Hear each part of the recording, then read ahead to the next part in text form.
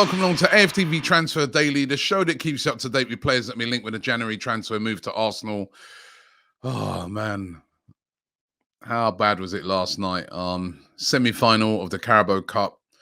Went into the game with a lot of hope after that really battling performance against Liverpool last week at Anfield.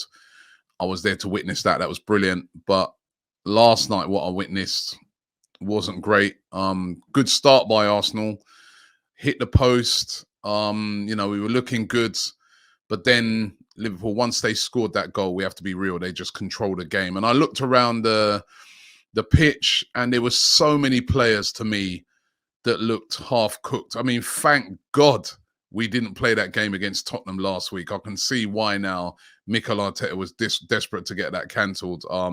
Tomiyasu looked half-cooked, didn't look fully fit, made mistakes. Probably the worst game I've seen him play, and he's been excellent this season.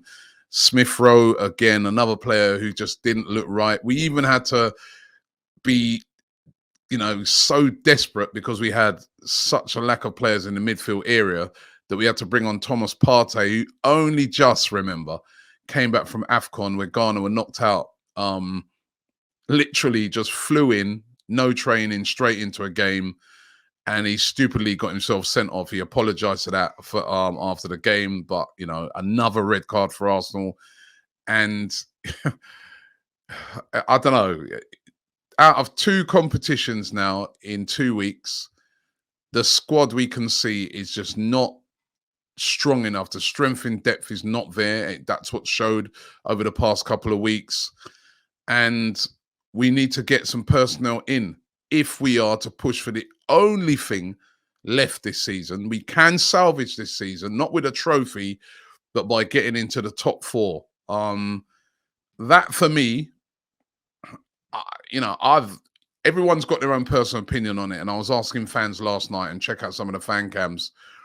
Some people were like, Carabao Cup, they would have loved to have won that. That would be, trophy is always their priority. But for me, the priority this season is, can Arsenal get into the top 4? I feel that if Arsenal get into the top 4, they can salvage their season. But if we are to do that, we've got to bring in some players. Last night, wasn't a great game for Lacazette. That is all we have, as far as I'm concerned, in the striking department right now. We brought on Eddie later on. Listen, I'm not going to criticize Eddie. He hardly had any time to do anything. But we know that he's not prolific enough for what we need. And Aston Villa, apparently one of the clubs at the moment, interested in possibly signing Eddie Nketiah. We know that Lacazette, come the end of this season, is going to be moving on. His contract's going to come to an end. Aubameyang is still up in the air. Is he going to Saudi Arabia? Are we going to keep him and try and assimilate him back into the team? Nobody knows what's happening with that. We've kind of pinned all of our hopes on trying to get Dusan Vlahovic. Now, there's so many conflicting stories. Some are that, he's tempted by the massive offer that Arsenal are making him, massive wages. He's been offered big transfer fee for his club, which they'd be up for taking. But then there's other stories that he's just going to wait it out until the end of the season. He's in no hurry to leave.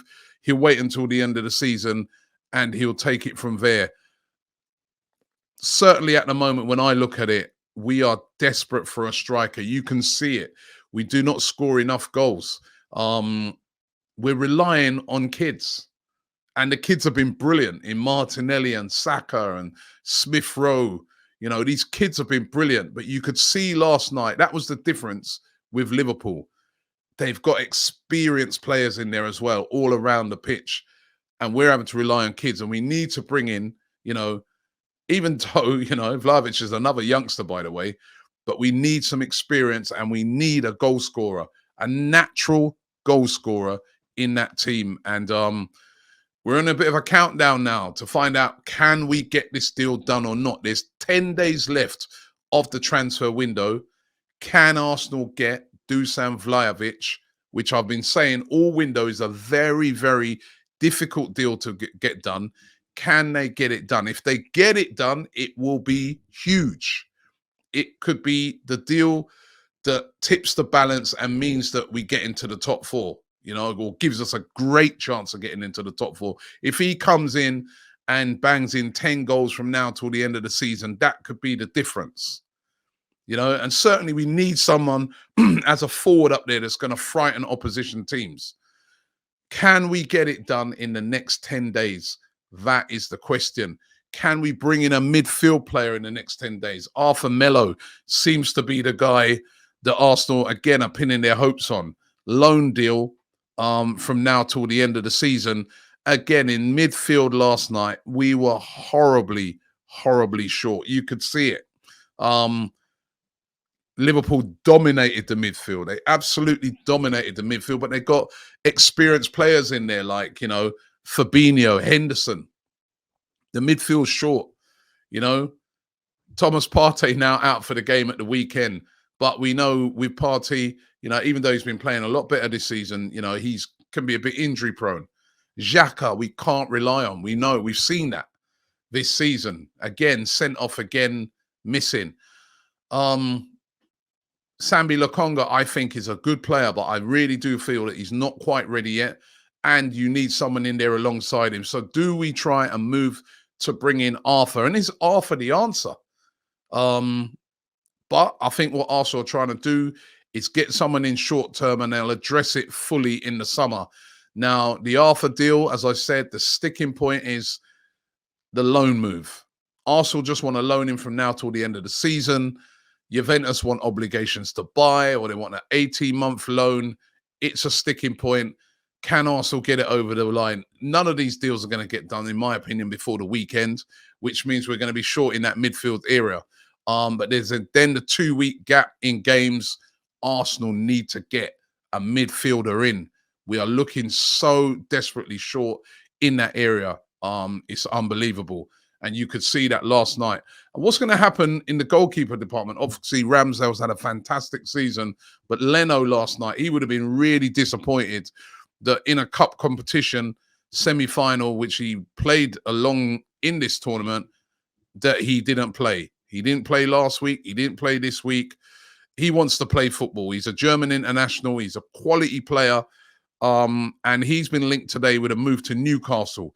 According to 90 Mins, they're saying that Newcastle want him on a loan with a possible obligation to buy. Leno's said to be very interested in it. The guy wants to play football, obviously. He's a quality keeper, too much of a good quality keeper to be sitting on the bench. And it looks like Arsenal may be willing to let Leno leave the club. I think he's been a good servant since he's been here. But Ramsdale's come in and Ramsdale's been excellent. And goalkeepers is a really unfair position because there's only one, and if somebody comes in and they're doing brilliantly, you can't pull them out. So could Leno move to Newcastle? And if he does, and an indicator that he looks like he's moving out this month is that Arsenal are in talks with Matt Turner. Now, Matt Turner, even though his nationality is Lithuanian, he plays in America. He's got dual heritage citizenship, should I say. He also plays for the USA. As a matter of fact, he's been capped 13 times for the USA. Plays for the New England Revolution in the MLS. 27, so experienced. And as I said, based over there in the USA. All the reports today that Arsenal have already held talks with him about bringing him in. Excuse me.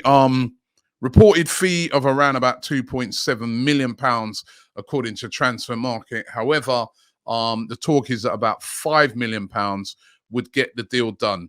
Obviously, if Leno goes, we need a backup goalkeeper. The two keepers in Hein and is it Fionco that we've got? Both of them are very young keepers, very inexperienced. And you're going to need an experienced guy to come in, even though he wouldn't have any experience of the Premier League. Would that be a worry? But also looking to possibly bring him in on loan. I think, for around about £5 million. I think it depends on what happens with Leno. Obviously, if Leno goes, have to bring this guy in.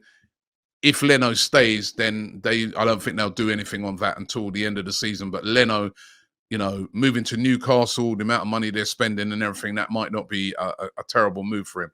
So let's see what happens with that. But one thing I know for sure, we all saw last night that squad depth is what is holding Arsenal back this season.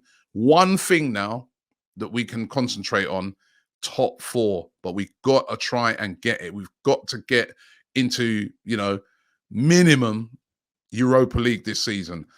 And to do that is not going to be easy. We need a better squad and we need to add some quality. And I think despite the brilliant summer that Edu and Mikel Arteta had in signings, I think they're under a lot of pressure with this January transfer window. I think they are, because we can see the squad short. We're sending players out on loan, we're leaving ourselves even shorter. Pablo Mari went to Udinese yesterday. And it's a difficult balancing act because now we don't even have a lot of games. We've just got league games only, no FA Cup, no Europe. So any player that comes in is going to say, well, I'll come on loan or whatever, but I want to play. Can you guarantee me that I'm going to play? So it's a really difficult task for them, but a task that they've got to get right if we are to get into the top four. I think if we don't get into the top six this season, it's going to be a massive failure. No cups, out of the top six again, it'd be a massive failure. So they've got to get the rest of this January transfer window right. And we'll be keeping an eye on it here on Transfer Daily. Don't forget to tune in every day. Thanks for watching the show. Subscribe and like this video, and I will see you all tomorrow.